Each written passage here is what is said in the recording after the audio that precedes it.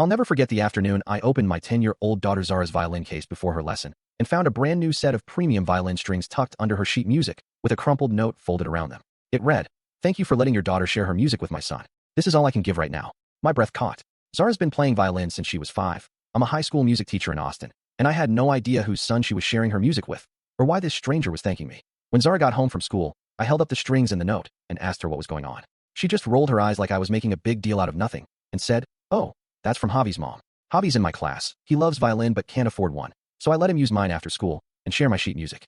I even teach him the stuff I learn in my lessons." My heart swelled so much it hurt, but I was confused. Why couldn't Javi's mom at least rent him a violin or sign him up for the free school band program? The next morning, I packed an extra beginner violin book, a spare tuner, and a few extra sets of strings in Zara's case. She grinned and hugged me, saying, "Thanks, Dad. Javi's going to be so excited. He's been dying to learn the new song we're doing in band." I dropped her off and headed to the high school, but I couldn't stop thinking about Javi and his mom. That afternoon, I got a call from Zara's middle school band director, Mr. Torres. My stomach dropped. Did Zara break the violin? Did they get in trouble for using school equipment after hours? I rushed over to the school, my lesson plan still in my hand, bracing for bad news. MR. Torres sat me down in his office, a soft smile on his face. He explained that Zara had been bringing her violin to school every day, staying after class for an hour to teach Javi, and even sneaking him into the band room to use the school sheet music and practice stands. Normally, the school didn't let non-band students use the equipment, but they looked into Javi's situation first. At Javi's mom, Elena, was a single mom.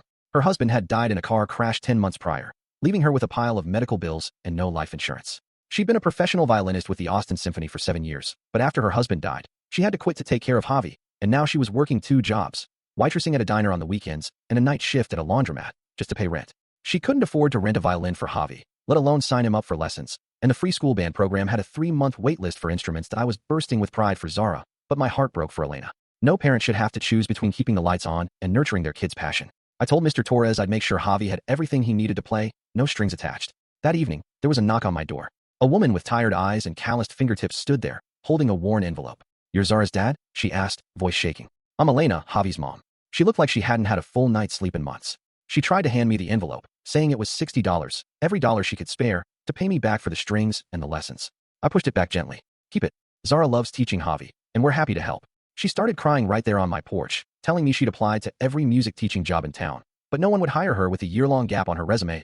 That's when the light bulb went off. "Do you have your resume on you?" I asked. She nodded, pulling a crumpled copy from her bag. "The local music academy I teach at on the weekends is desperate for a part-time violin instructor. The hours are perfect for a single parent, and they pay really well. I'll hand this to the director tonight and put in a good word."